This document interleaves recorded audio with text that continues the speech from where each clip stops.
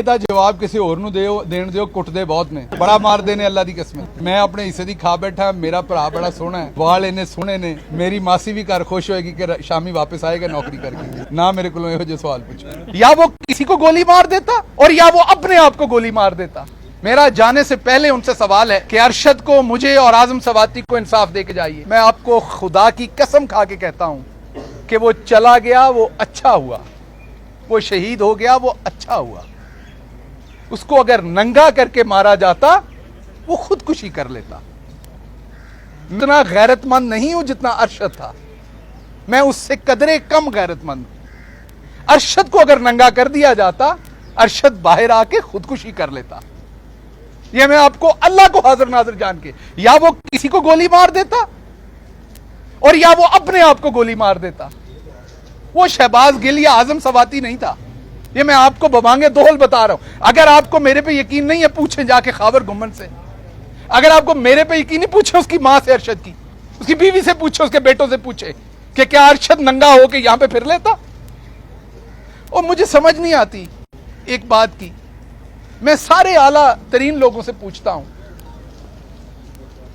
जो भी ओहदे पे चीफ जस्टिस बैठा है वो मेरा भी उतना चीफ जस्टिस है। मैं भले अक्यूज हूं एक मुकदमे में, मेरे उतने ही मोहतरम है जितने वो किसी और शहरी के। हमारे फौज के आर्मी चीफ हैं, वो मेरे उतने ही मोहतरम है जैसे किसी और के हैं। अगर पीटीआई में कुछ गलत हो रहा है और आप शहबाज गिल साहब को उससे सवाल पूछ रहे हैं, तो असल सवाल इमरान खान साहब से बनता है, मेरे सरबराह वो हैं। अगर एफआईआर में जनरल फैसल साहब का नाम दिया जा रहा है, अगर हमें नंगा करने में आजम सवाती साहब या मेरे केस में जनरल साहब का नाम दिया जा रहा है, तो सवाल तो हमारा असल जनरल बाजवा साहब से है। सरबराह तो वो हैं मेरी फौज के, मेरे लिए उतने ही अहम है जितने किसी और के लिए। मेरे, क्योंकि वो मेरी फौज के सरबराह हैं, इसलिए मेरे लिए मोहतरम है।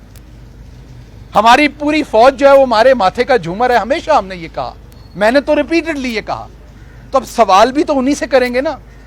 अगर हमें वहां पर कोई तकलीफ है तो सवाल उन्हीं से करेंगे ना। तो मेरी उनसे सवाल है कि वो इस टाइम अलविदाई मुलाकातें कर रहे हैं।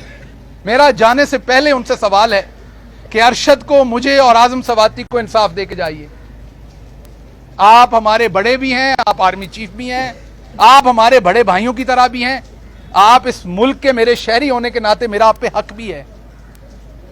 लेकिन ये जो अरशद के बारे में क्या सराहियां की जाती हैं ना, कि वो ना जाता तो ये होता। मैंने जैसे पहले कहा कि जो हुआ खालिक ने ऐसे ही लिखा था, उसने और जीना नहीं था, क्योंकि जीने के लिए आपको थोड़ा सा बेशर्म होना पड़ता है हमारे जैसे मुल्क में। वो अरशद नहीं था। आप में से यहां खड़ा हर सहाफी दिल पे हाथ रख के बताएगा, कसम खा के बताएगा, जो कैमरामैन जो उसे एक लम्हे के लिए जानता है वो बताएगा कि वो इस मुल्क में जीने के लायक नहीं था। अरशद इस मुल्क के काबिल नहीं था। तो अल्लाह उसकी दर्जात बुलंद करे। उसने जहां जाना था वो चला गया। जो बच गए हैं वो इंसाफ मांग रहे हैं, उनको इंसाफ दीजिए। मेरे से अक्सर लोग पूछते हैं, गिल साहब आप बोलते नहीं, आप चुप हैं। मैं चुप इसलिए कि आप मुझे दिखा नहीं सकते।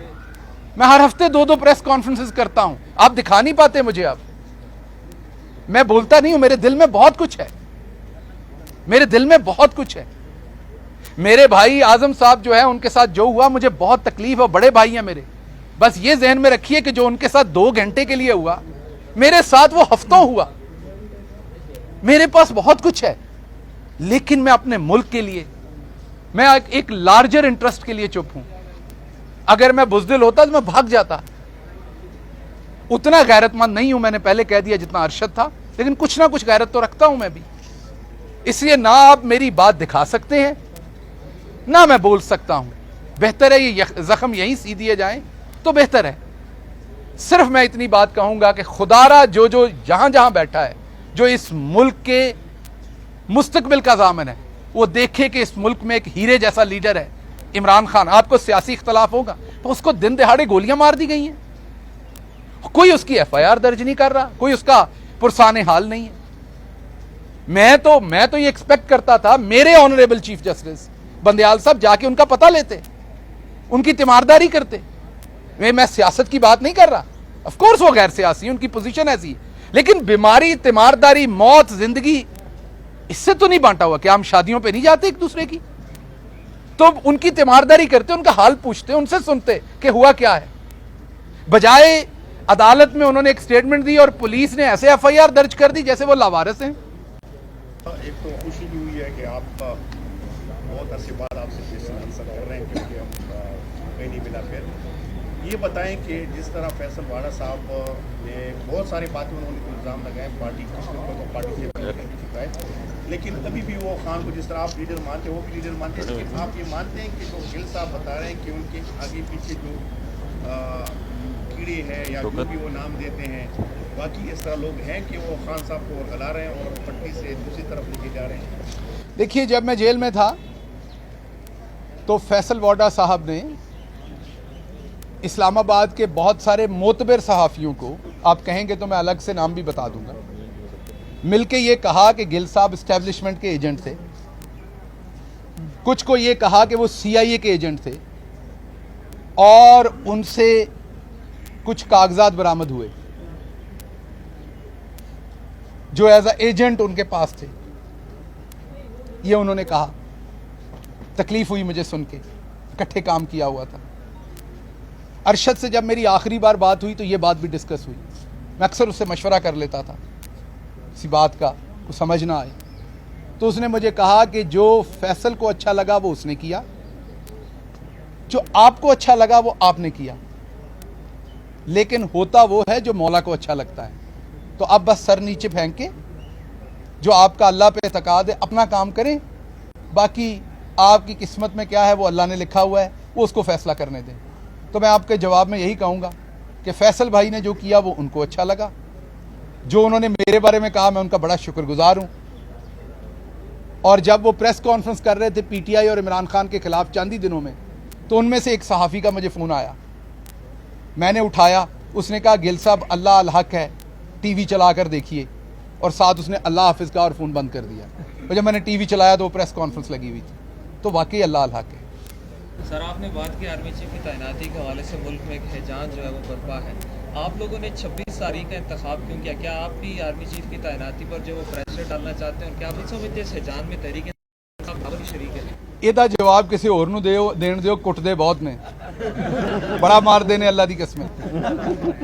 मैं अपने हिस्से दी खा बैठा, मेरा भरा बड़ा सोहना है, वाल इन्ने सोहने ने, मेरी मासी भी घर खुश होएगी कि शामी वापस आएगा नौकरी करके। ना मेरे को ਇਹੋ ਜਿਹੇ सवाल पूछो।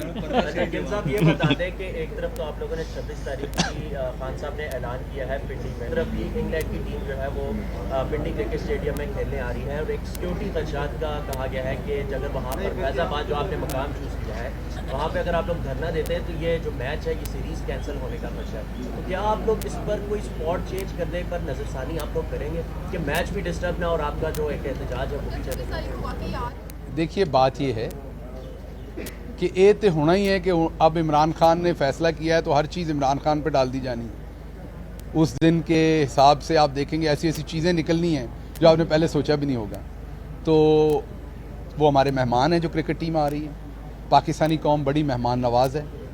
ये बिल्कुल दुरुस्त है कि पहले दुश्मन ममालिक ने हमारे यहाँ क्रिकेट को बंद करने की कोशिश की, लेकिन उसमें कभी भी किसी पाकिस्तानी की शरारत नहीं थी, दुश्मन ममालिक की थी। तो पाकिस्तानी कौम वो 26 के उस धरने में हो, एहतजाज में हो, या वो कहीं और अपना काम कर रही है, वो सारी आवाम जो भी टीम आएगी उसको रिस्पेक्ट भी करेगी, ऑनर भी करेगी और उनका एहतराम भी करेगी। तो मेरा नहीं ख्याल इन दो चीज़ों का कोई आपस में लेना देना है। शुक्रिया जी, थैंक यू।